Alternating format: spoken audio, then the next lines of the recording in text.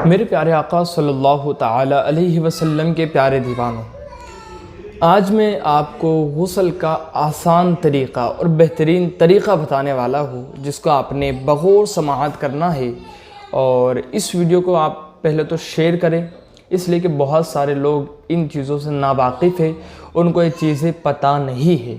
तो मैं गुजारिश करूँगा कि इस वीडियो को जितना बने उतना आप लोगों तक पहुँचाए, ताकि लोग पाक हो और पाक होने के बाद उनकी नमाज़ें दुरुस्त हो, उनके रोज़े दुरुस्त हो और अहकाम शरीयत दुरुस्त हो।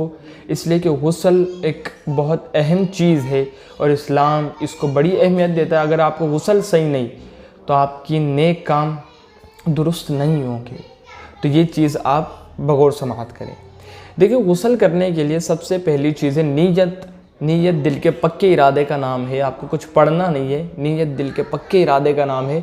दिल में नीयत आपने करना है कि या अल्लाह, मैं तेरी रज़ा के लिए गुस्ल कर रहा हूँ, तेरी रज़ा हासिल करने के लिए गुस्ल कर रहा हूँ, इस नापाकी को दूर करने के लिए गुस्ल कर रहा हूँ, जो कि नीयत आम इंसान की होती है।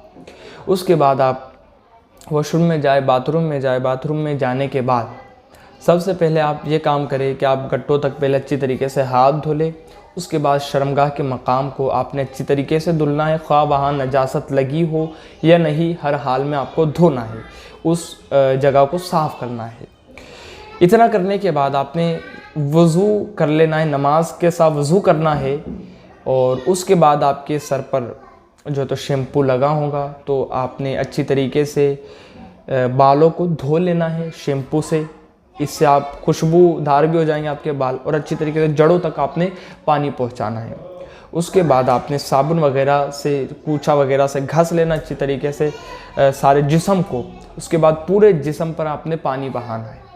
इतना करने के बाद आपने घुटनों तक पानी पहुंचाना है। घुटनों के नीचे के मकाम को अच्छी तरीके से धुल लेना है, पैर को। उसके बाद कमर से लेकर घुटने तक पानी बहाना है अच्छी तरीके से।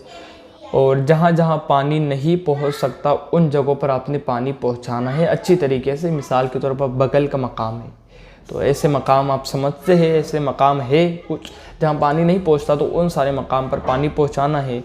और उसके बाद आपने अच्छी तरीके से 3 मरतबा अच्छी तरीके से सीधे कंधे पर आपने पानी बहाना है। उसके बाद उल्टे कंधे पर अच्छी तरीके से 3 मरतबा पानी बहाना है। और आपके 2 फ़र्ज़ तो पहले ही अदा हो गए। आपने वज़ू किया, कुल्ली वाला, कुल्ली अच्छी तरीके से गरारा कुल्ली करना है अच्छी तरीके से, ये पहला फ़र्ज़ है गुस्ल का।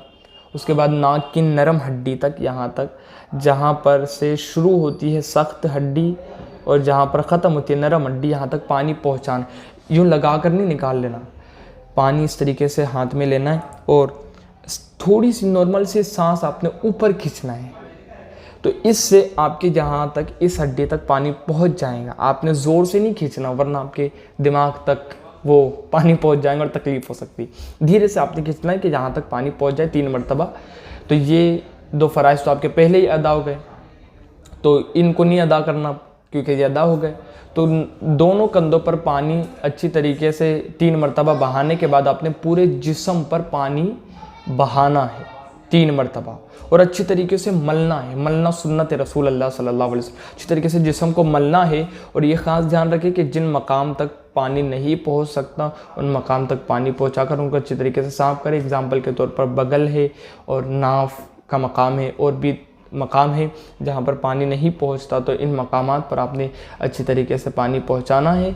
तो इंशाल्लाह आपका गुस्ल मुकम्मल हो जाएगा।